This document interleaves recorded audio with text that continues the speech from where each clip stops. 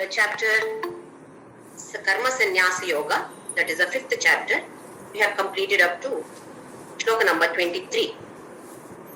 Last few shlokas that we discussed, Krishna enumerates the qualities of a person who has done Karma Yoga and then attained that Brahma Sthiti. So in Shloka number 18 he said, Vidya Vinaya Sampanne Brahmane Gavihastini Shunne Chaiva Shobhakecha Pandita Samadarshinaha. Samadarshinaha is one of the greatest qualities. Universal vision. There is only one. Everything is he or that consciousness or pure awareness only. Apart from this awareness or consciousness, there is nothing else in this universe. This is the knowledge that person gains. In the next shloka, he said, Ihaiva tairjita sargo. In this body, in this family, in this place, in this world only, he wins over everything.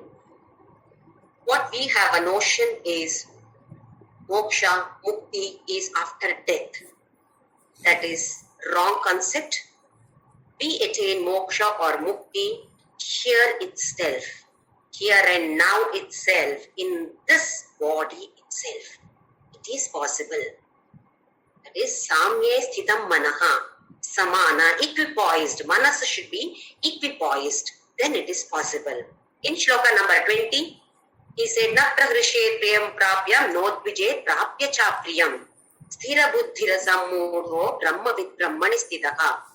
He goes beyond this dvandva. He does not get excited when he gets what he wants. He does not feel sorrowful when he does not get what he wants. Sthira buddhi. Ishvara prasada buddhi. Sthira buddhi is nothing but accepting everything as Ishvara prasada. At that moment we may feel, why did this happen to me? Or why did this happen to my close relatives? Something worse would have happened. Because of our surrender to God, He has just pricked us with the needle. Otherwise, we would have got a hit with the iron rod. Now it is gone just with the prick of the needle. This buddhi is possible for us, that we call it as sthira buddhi, accepting everything as Ishvara prasada, the last concept of karma yoga. Similarly, shloka number 21, Sabrahma yoga yuktatma sukham akshayam ashnude. Akshaya sukha, unlimited, infinite. There is absolutely no limit for the happiness that we derive when we reach that level.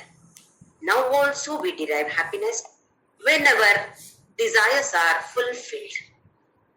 But when we observe, we understand that this happiness is limited happiness, short-lived happiness. Because it comes from the external object, which itself is limited, which is finite.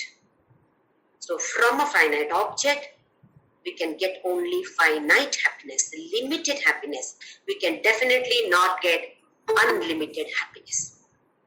Unlimited happiness can come from only something which is unlimited. That is nothing but Atman or consciousness. In the next shloka, shloka number 22, he said, Ehi samsparshada bhoga dukkha yona evate atyantavantha kaunteya nateshu namate buddhaka. Knowing that this external objects have adi and anta, so they are limited. So jnanis, buddha people who have got buddhi is buddha. Such people, nateshu ramate, they do not revel in this external world. In the next shloka, Shaknoti haivaya sodhum raksharira vimokshanat kama krodhodbhavam vegam sayuktasya sukhi naraha. Before you leave this body, raksharira vimokshanat, before you leave, exit this body, try to Kama krodhodbhavam vegam sodhum. Withstand the impulse of desire and anger. Desire is craving for something, longing for something, either longing for a person or an object or a situation. Opposite of that is nothing but krodha. When that does not happen, or as I wish it is not happening, we get angry. For silly issues, we get angry. And we get so angry that forget about the other person to whom we shout at. What happens to that person? Forget about that person. What happens to us? This is very important. That vasana is stored here. And again we get angry. Same vasana of anger is stored here. This is what we carry further. Our future journey, maybe to a certain extent in this body. Beyond that, definitely we will take some other bodies. So we carry the same vasanas. When we observe some children by birth, they get very angry. Some children are calm. Don't you see the difference? When we observe, the difference is clearly visible. Why so? Every child should be the same. This is what the child is carrying. The baggage. In the baggage, what you store is extremely important for us. So here, Kama and Krodha, he says, Sodhum, withstand. If you withstand, Sayuktasya Sukhi Naraha, such a person, Yukta person, is harmoniously balanced person. He is always Sukhi. He is blissful. It is not just mere happiness. It is bliss which comes from within. We will move on to the next shloka. Shloka number 24, chapter number 5. Yonta sukhontara ramaha tathantar jyotirevayaka sayogi brahma nirvanam brahma bhutodhi gacchati. A very beautiful shloka. Yo yaha antaha sukha. Yaha is whoever. Anta sukha. Internally happy. Not depending on his happiness on other objects. External world. He does not depend on external world for happiness. Where does it come from? Anta sukha. From within. From your own self, that sukha is existing. Because we know the nature or swabhava of Atman is Sat Chit Ananda. Sat is eternally existing. Chit is awareness or knowledge. And the last one is Ananda. Ananda is bliss. So internally we are always blissful. But there is a veil. So because of this veil, we feel sorrowful. Dukkha exists for us. So he's talking about the person who has attained that Anta Sukha. Then Antara Ramaha. Rama, the meaning of the word Rama is rejoice. Rejoice. So here it is Antara Ramaha. Always rejoicing, reveling within oneself. Always blissful. When we observe some saints, this is visible to us. They look so serene, so calm, that they are radiating that calmness to us also. We may be having so many problems, but when we sit beside them, we also feel very peaceful. See how much of that vibration they are transmitting to us, and how powerful such transmission, such emotions are. Such peace is contagious. We should be able to give that peace to others. Our happiness and bliss to others. At the same time, that peace also we should be able to transmit to others too.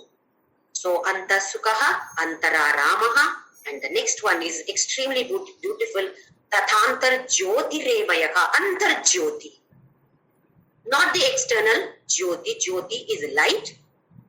Here he talks about Antar Jyoti, the light which is there within. Let us go slightly deep into this particular word, Antar Jyoti. Assume that there is some program going on the stage. The stage is brightly lit up by the light, stage light. And on the stage, so many different activities take place. Some people speak, some people perform dance, some people sing, drama, or so many other things go on the stage. Observe what happens to the light. Light is there just as a witness. Without the light, nothing is visible. Light is definitely needed there. But whatever activities take place on the stage has no effect on the light. I hope you are able to understand this concept. Light is needed for the audience to watch the activities as well as for the participants to perform their activities. Whatever the activity is, light is compulsorily needed there. But when we observe whatever activity is happening on the stage does not have effect on the light. Light is switched off only when the person who is concerned about the stage light comes and switches off the light, only then. Otherwise, this light which does not get affected by the activities which is needed. Here we are talking about external light. Same way we have the internal light. This is represented in performing arati. If we go to some ancient temples, not the present temples, where the Garbhagudi is totally dark. Many of the temples we observe, there is just a small diya there, lamp is lit over there, that's all. And you are not able to see the statue or the idol or which god is this. You have to see the board first, which god is there. Because first of all, the Garbhagudi may be slightly far away. And you have to really focus, which god is here? And you ask some people, which god is this? Because in a temple, there may be so many different Garbhagudis. So we don't even know which god, which idol is that. When the Pujari performs that arati, he shows the arati around this idol. There are too many different significance of this. Here what for us is, at that moment only, we can have a beautiful look at that idol. Different parts of the idol, head to toe, he slowly turns the arati in this way, so that every part of that idol is clearly visible to us, and we have to really focus. We may be chanting, we may be singing, we may be meditating, but we have to really focus to have a beautiful look at that beautiful God over there. This is our experience. And once again, next time when we go to temple, let us all observe. When that arati takes place, you just have a look at that idol, and by default, automatically the eyes close. Please observe in case you have not observed. Eyes automatically, we close the eyes. What does it mean? The idol, the light of that idol and the light within are the same. There is no difference between Antar Jyoti and that idol over there. That idol represents God. The same God is there within here, what we call as Atma Rama. Many times we take pradakshina to the Garbhagudi or the temple, and apart from that, when we do namaskara, we rotate there itself. We turn pradakshina there itself and do namaskara. What does all these mean? Here, within our own selves, God is there. This is what we call as Antar Jyoti. Within us there is brightness, there is light. But it is being covered. Covered by what? Covered by desire and the rest things that are born along with the desire. Kama, Krodha, Lobha, Moha, Mada, Matsarya. These are the 6 different enemies. Basically, because of the first one, eldest son or daughter, that is Kama, desire. When we have a desire, mind gets agitated. Till we get that object or whatever that desire is, till that desire is fulfilled, mind is not at peace. It is agitated. And what exactly happens is the energy from the body, from the mind, from the pranas, from the indriyas get depleted, get decreased, and that energy is passed on to the desired object. That is why we become weaker and weaker.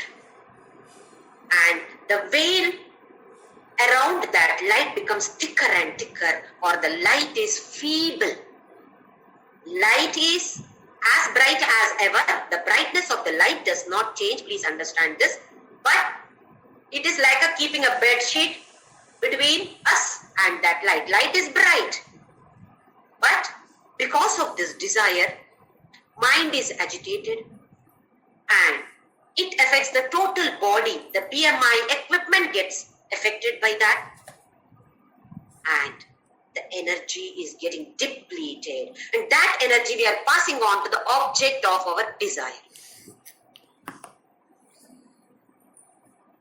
We are forgetting about this light. We are focusing on all the externally available objects, what we call as Indriya Vishaya Bhoga Artha. Our focus is so much on that, we are forgetting to focus on this Antarjyoti.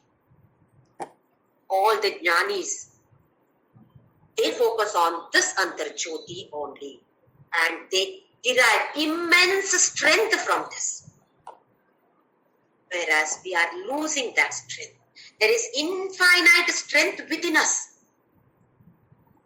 Sometimes we experience, suddenly if some particular situation, we say, I don't know from where I got that energy. Suddenly I became very bold and I did this. I don't know how it happened. Many times we experience this. It happened to me also once. Suddenly on the highway I was riding a two-wheeler. Something happened to the two-wheeler and suddenly it got stuck and it wouldn't move. Just behind me there was a truck. I don't know how I got the energy. I just dragged that two-wheeler to the side. Otherwise I wouldn't have been here today. It was so close. That truck would have just run over me. I still think of that, from where I got that energy, I really don't know. That type of energy is there within all of us.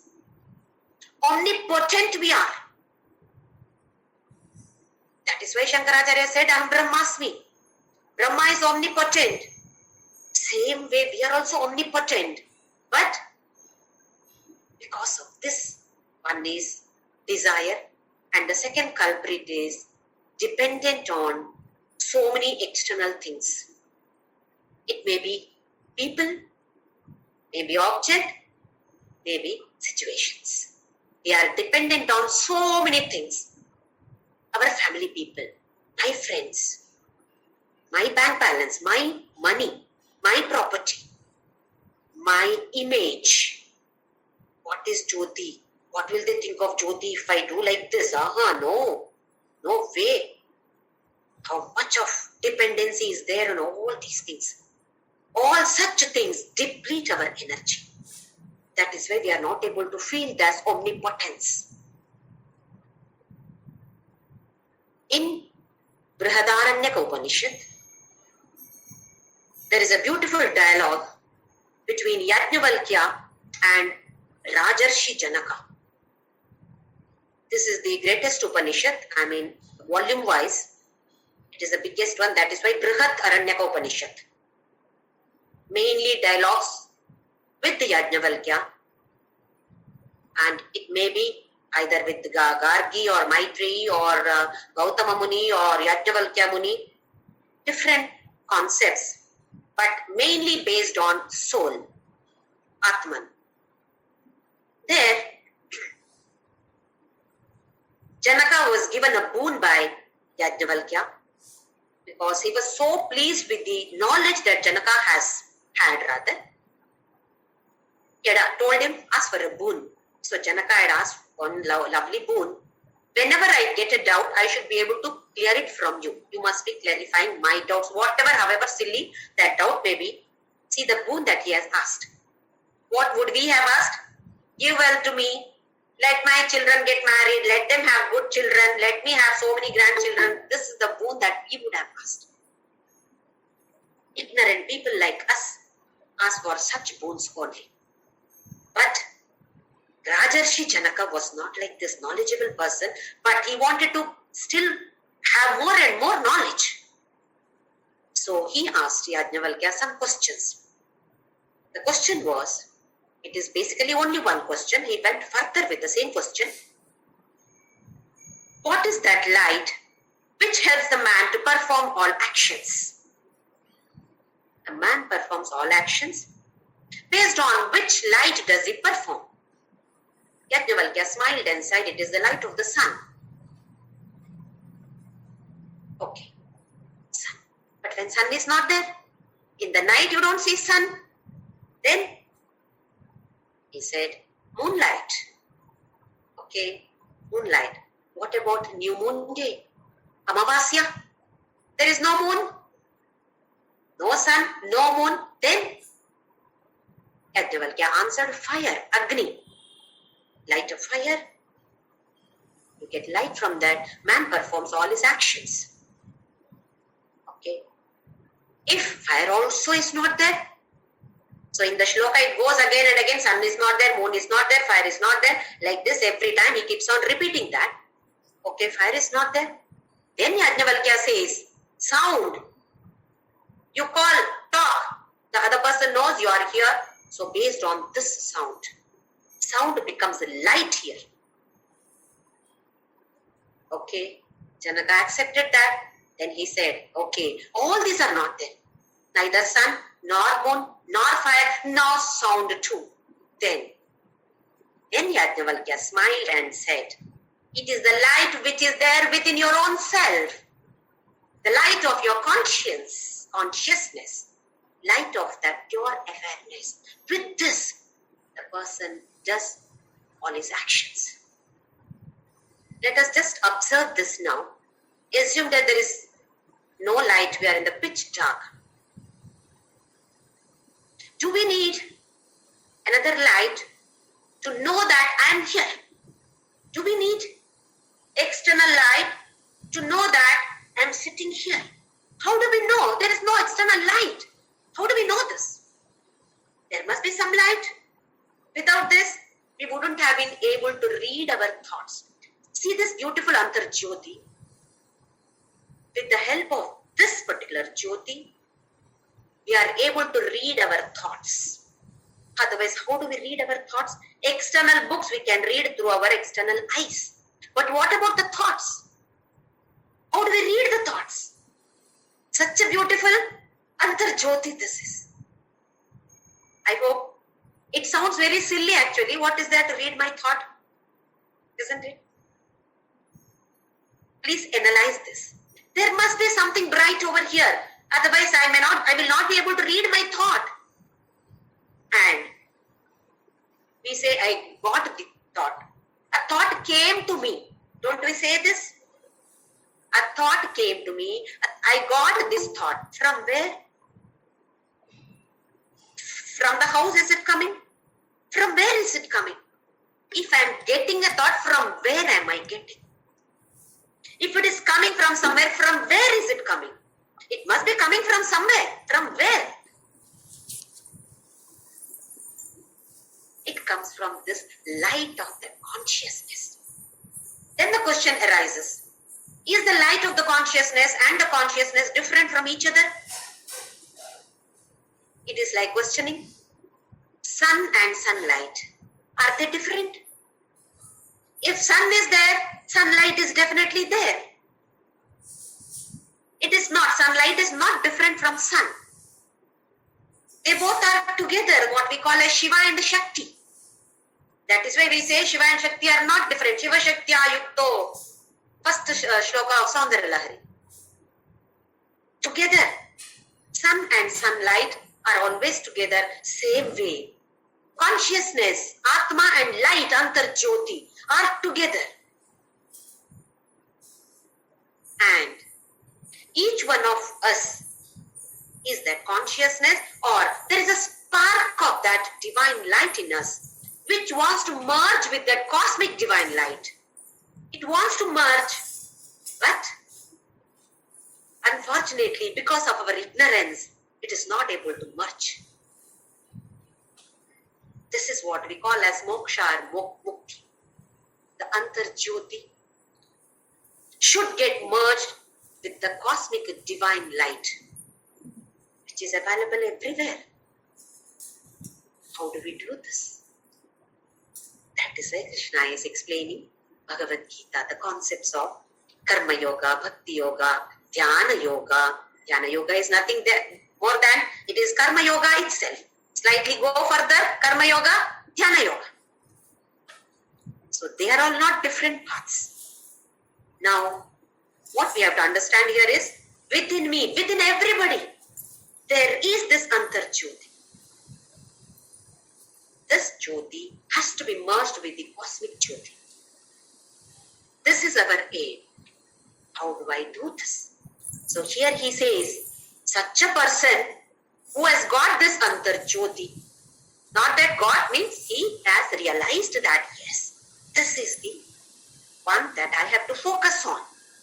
We are not focusing on that Jyoti, we are focusing on all the external objects. But a person who is able to focus on this Antar Jyoti, Sayogi, he is a yogi, Brahma Nirvanam, he attains moksha, nirvana, or he attains that Brahman, Brahma Bhuto Adhigacchati. He attains that Brahma Bhutatva. He reaches that Padavi or that Sthiti. So this is a wonderful, wonderful shloka here. We must remember this one is a stage is illuminated by the stage light. And whatever activities are taking place on the stage do not have any effect on the light. Same way, it is existing here. Whatever activities we do here, it is only a witness. It does not get affected. Then what is it getting affected? Why are we not able to see? We are putting a veil. Veil becomes thinner and thinner as we go further in this Karma Yoga.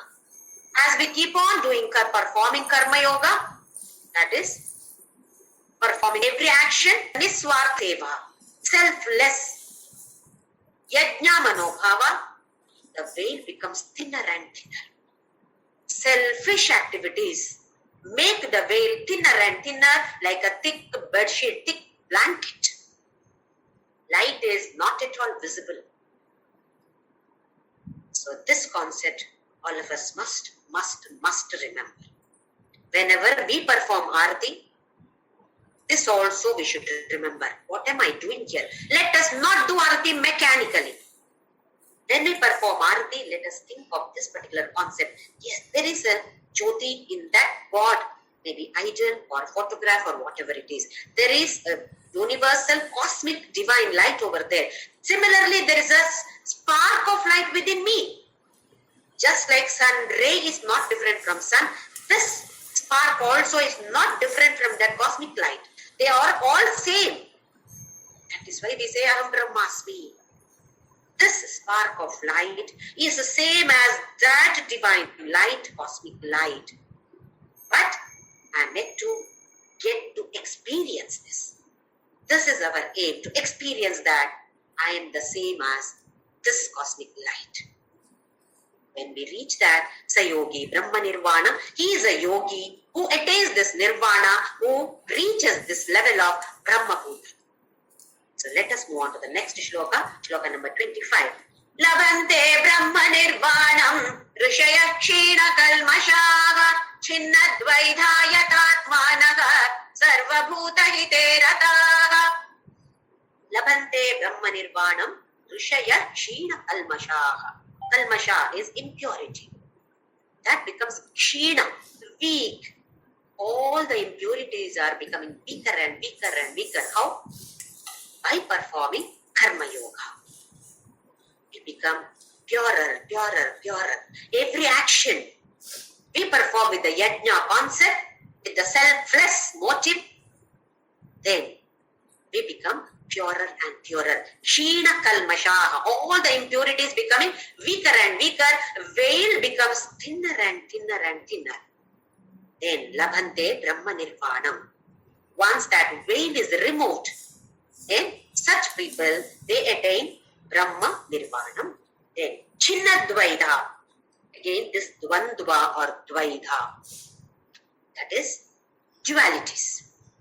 That is cut asunder. All the doubts are cleared. Everything is torn. Such doubts are no. All gone. Yathatmanaha.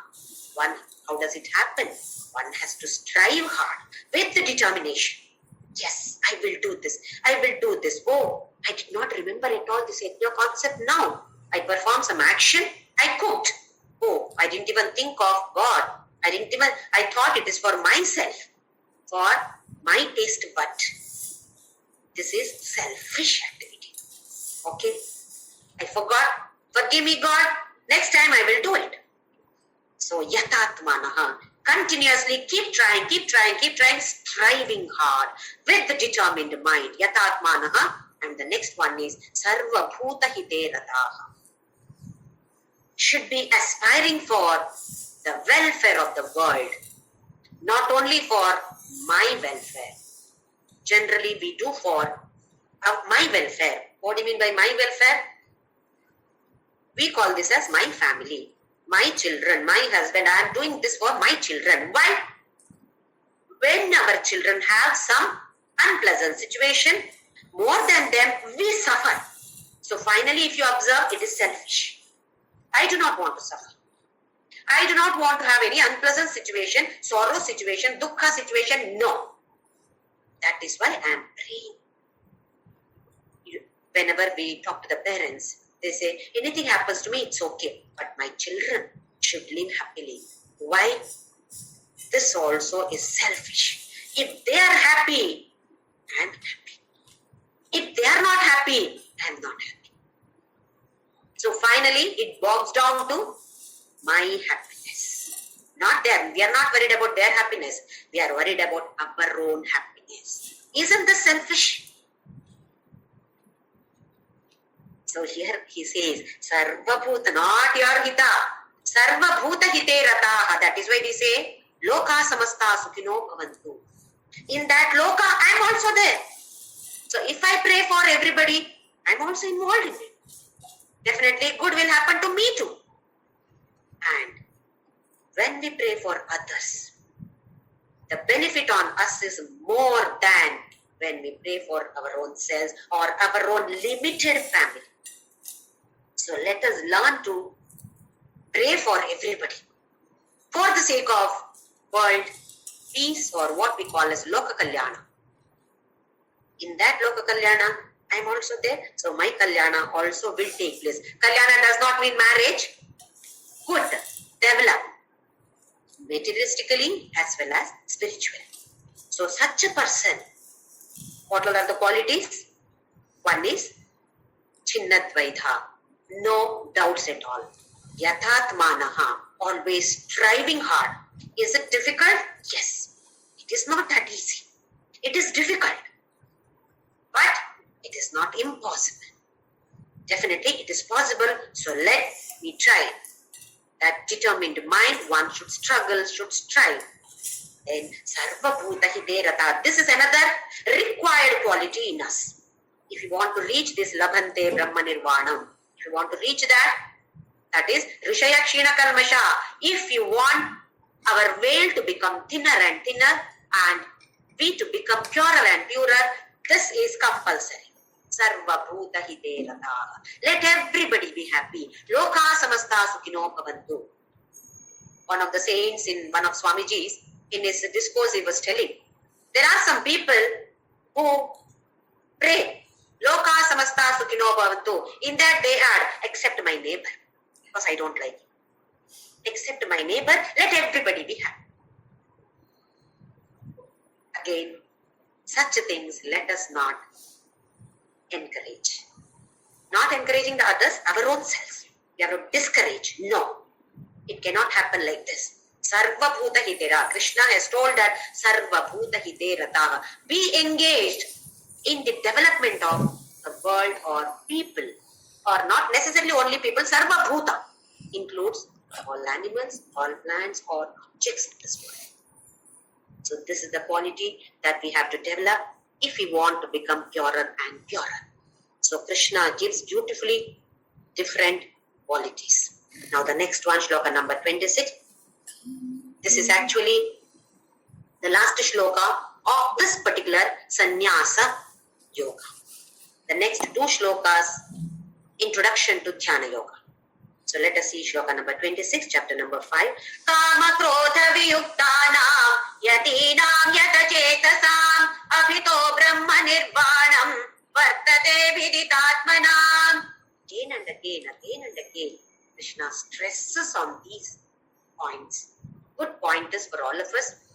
As I said in the previous class, a painter, an expert painter, looks at his painting, goes back from this angle, he looks at it, oh, this has to be adjusted. Again comes from this side, okay, it's minor. Like this. Krishna goes backwards and then thinks, oh, Arjuna has not understood. Not Arjuna, people like us who are worse than Arjuna.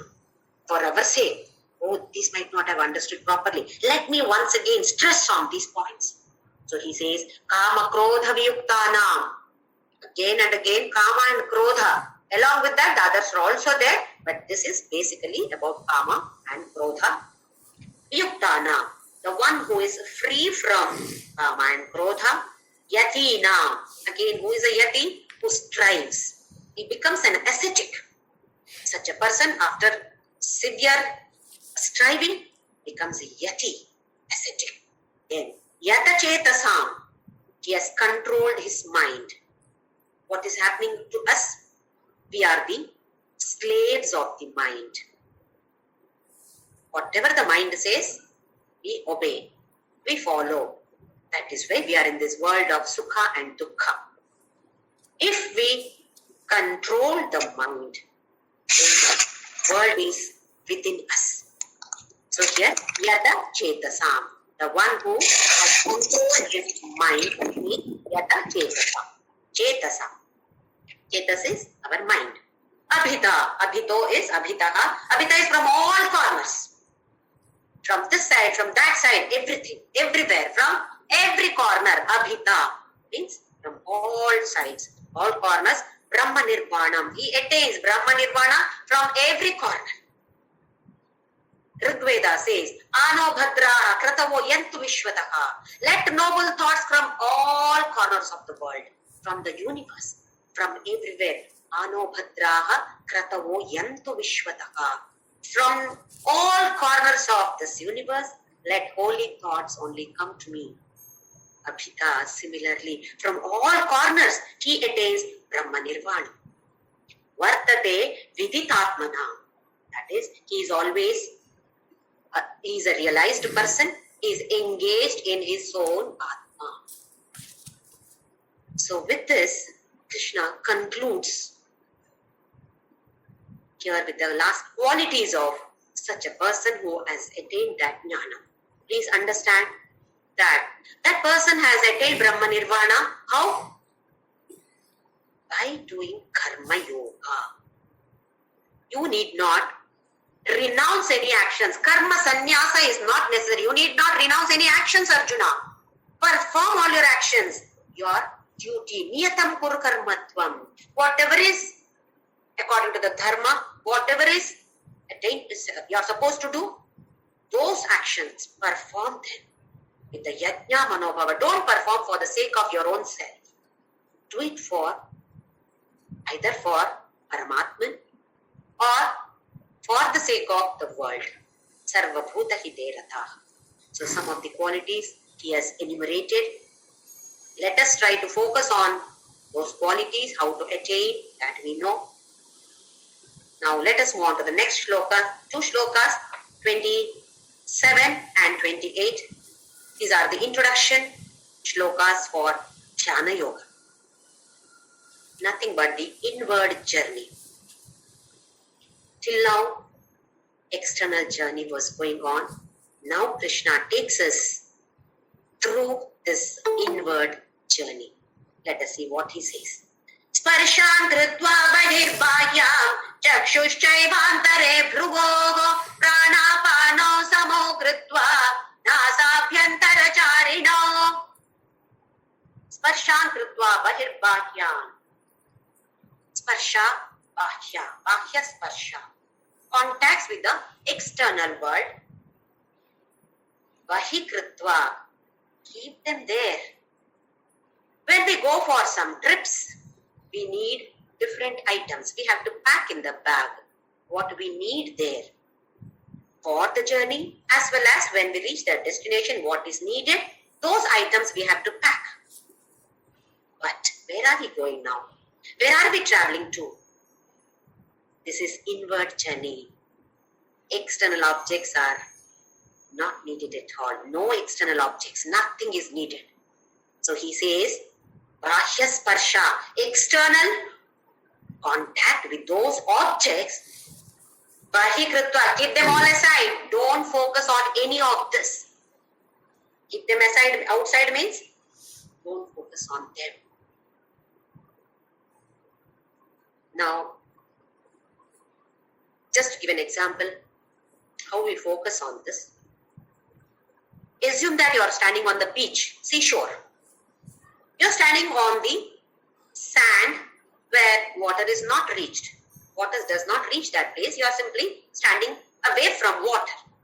You observe water. You enjoy that. Water comes in different waves with different intensity. And some waves come close by, close to your feet. You are enjoying that. Now, you enter water. What happens? When that wave goes back, recedes back, then you have to be careful. You will fall down. You will be tossed by that water, hither, thither, it will take you. Unless you know swimming, you will drown. It will drag you. The current of that water will drag you inside water. Then that's all, you will drown.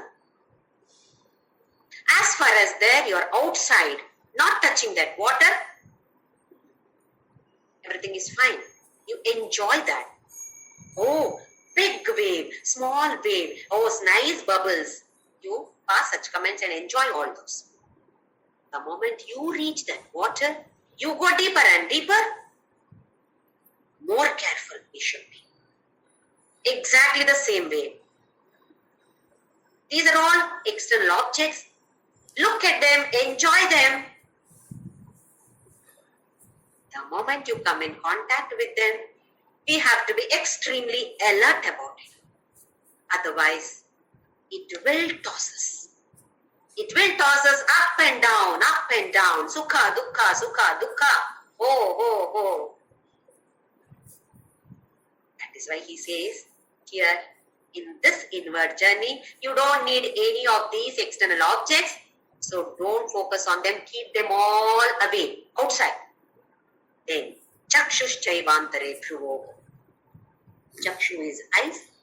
Eyes should be focused on the point in between the brows. That is the eyebrows in between. Does not mean exactly here you focus. In that direction you focus. Krishna talks about Bahiranga sadhana, Antaranga sadhana. Bahiranga is externally, how should we prepare ourselves? Antaranga, within ourselves, once we start doing meditative actions, how we should be. So Bahiranga is externally, how should we sit, how should we breathe? All these are Explained by Krishna here. Chakshuhu chaiva antare bhruvo.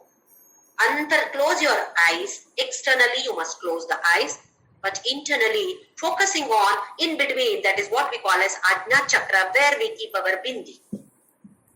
Focus on that. Chakshuhu chaiva antare bhruvo. Internally focus it in between the eyebrows. Many people get headache. After the mind is purified, that will not happen. And if not able to focus only on this, it is just 45 degrees. So we are sitting vertically, straight, and when the eyes are focusing on this particular point over here, then it is exactly 45 degrees. According to our scriptures, if the eyes are focused at 45 degrees to this body, then meditation becomes easier. Upliftment takes place within.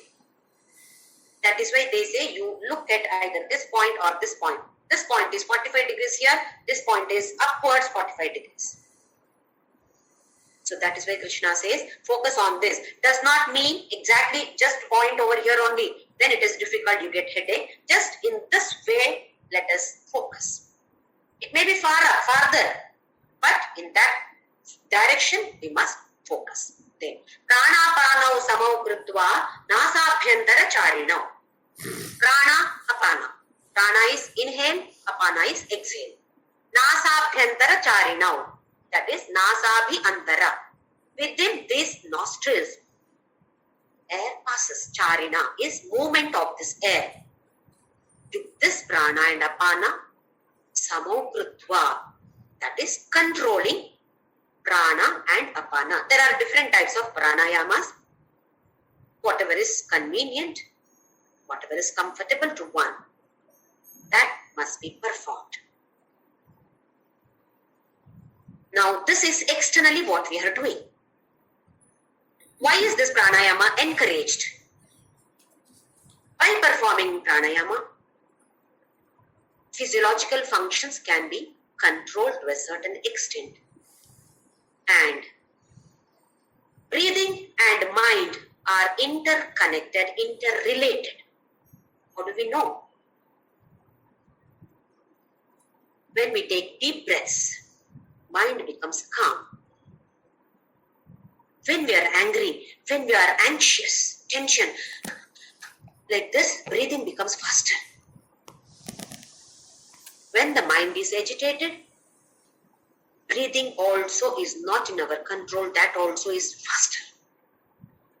That is why they say, cool down, take deep breaths, cool down. How to cool down? Take deep breaths. Mind and breathing are interrelated, interconnected. If I can achieve this dhyana by doing pranayama, then why all this karma yoga is necessary? I can keep on doing pranayama. I can attain that level. Just observe, can we do pranayama 24 hours a day? Not at all possible. To keep on doing pranayama, same way pranayama, maybe for some time we can do, maybe some hours also, but not 24 hours, not 24 hours throughout our lives. That is why prana, when we do this type of pranayama, it works like a catalyst for us. It uplifts our mind, calms our mind, mind gains momentum in that calmness. To achieve that momentum of that calmness, pranayama is needed. That is why Krishna says, pranapanau samo krutva nasabhyantara charinau.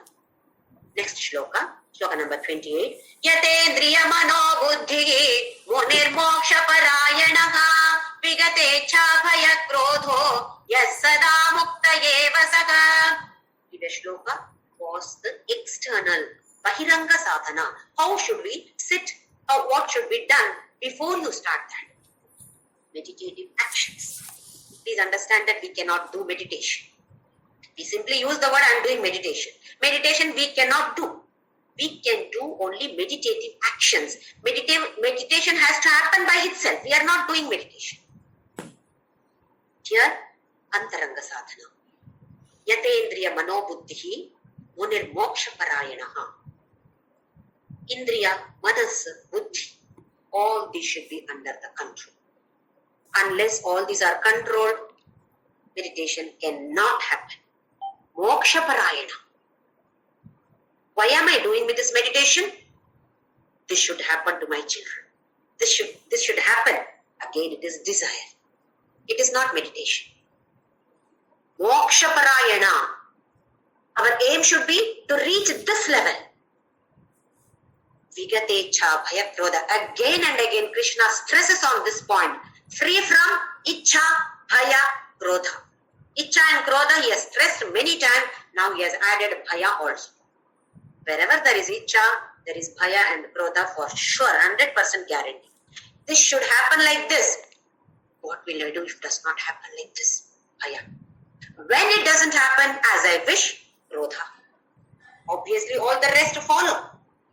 So if you are released, free from viga means vigata. Vigata is free from icha, bhaya, krodha.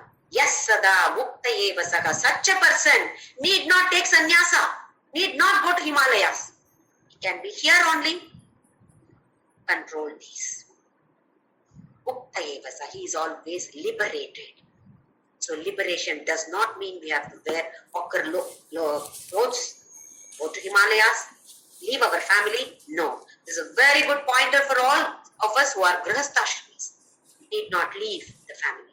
Let us be there. That is why he said, here, iha eva, here itself, being in this body, being in this family, in this place, in this world. We feel that if I go there, maybe I'll be able to do better. Nothing. If it is preferable, Krishna would have put me there in that place. Krishna has put me in this place because for me this is better. He knows it. So that type of surrender when we have, definitely all of us can reach this level. Yes, sada mukta eva saha. Last shloka of this chapter, shloka number 29. Bhoktaram yajnatapasam sarvaloka maheshwaram suhridam sarvabhutanam yatva mam shantim ricchati. Bhoktaram yajnatapasam sarvaloka maheshwaram. Now these are all the qualities of Krishna himself. Bhoktaram, enjoyer of yajna tapasam. Whatever yajna Arjuna you perform, whatever tapas you perform, who is the enjoyer? I am the enjoyer, Krishna declares. Bhoktaram yajna tapasam. We have seen different types of yajna prescribed by Krishna in the 4th chapter, shloka number 26 to shloka number 30. Different kinds of yajnas are prescribed. Whatever yajna you perform, who is the enjoyer? Krishna says he is the enjoyer. Yajna tapasam sarvaloka maheshwaram. Sarvaloka maha ishvara. He is the greatest controller of the universe, or what we call as sarvaloka. Now they are proving that there may be some other lokas, etc. We think that this is only one loka that we have. Now slowly scientists are proving there may be another loka. What our sages have proved millions years ago, now they are proving. Sarvaloka maheshwaram. How many other lokas are there? And the one, Ishvara, controller. Suhridam, sarvabhutana. Suhrid. Hrit is heart. Suhrid. Heart should be filled with love. So is it sufficient? Head for jnana. So we need head and heart. Both should be working together. It is not sufficient if only head works. Heart also should work. It is like mother and father. Mother represents love. Father represents knowledge or respect. Both are needed. But we love both of them. Same way, importance should be given to heart as well as head. Development of both are needed. All-round development is needed. Then, jnatva. If you understand this, mam, Shantim Ruchati. I am like this. Do you understand this, Arjuna? Shantim Ruchati. You attain peace forever. Absolutely no confusion. Absolutely no delusion. And always bliss. Understand that I am this. So he explains or describes who he is. I am not just your cousin. I am your cousin too. I am your friend too. But apart from that, I have all these qualities too. Understand this. Work through your heart as well as head. Make use of both these. Krishna has stressed on the Sarva Bhuta Hite Rataha Sukhradam Sarva Bhutanam. It is not sufficient if you love your children, your family and whom you like. Sarva Bhutanam Sukhradam. Everything in this world, love. We must love everything in this world, everybody in this world, every situation in this world. Because he says, I am only there. If Krishna is there, then we love Krishna. So how can we hate any situation? This situation should not come to me. Krishna is there in this situation. Don't you want him? Can I say, don't come Krishna, go away from me? No. So Krishna is there in their situation. Krishna is there in this person. Krishna is there in this object. Let us embrace Krishna in everything, in everybody, in every object, every situation. So let us try to work using our head and heart. And as he said, let us try to reduce our desires, ichha. If we focus more on that, then probably desires increase. And Krishna says in the next chapter too that if you are moksha parayana, if your aim is to reach me, it is not focusing on karma phala. Otherwise, till now he has said, don't focus on karma phala. Do not have any attachment to karma phala, he has said. But here he beautifully says, if you have your goal as reaching me is your goal, then all those vasanas are not there for you. But unfortunately, our goal is selfish goals. Our desires is for selfish happiness. So let us try to come out of this. Difficult? Yes. Impossible? No. It is possible. It is possible for every one of us. Every single person over here can strive hard. Knowing this concept of karma yoga, we should be able to purify our mind. And once the mind is purified, we move on to the 6th chapter, Jnana Yoga or Atma Samyama Yoga. We are going for a beautiful, wonderful, awesome journey, inward journey. Where are we going from? Where are we starting? From within, we are reaching within. Starting point is myself. Yes, capital self. Starting point is self. Path is self. End also is self. Paramagatihi. Even in Vishnu Sahasranama we come across this. Paramagatihi is only our goal. So let all of us fasten our seat belts for our beautiful flight the next Wednesday when we start our Dhyana Yoga. Let us chant Ram Nam.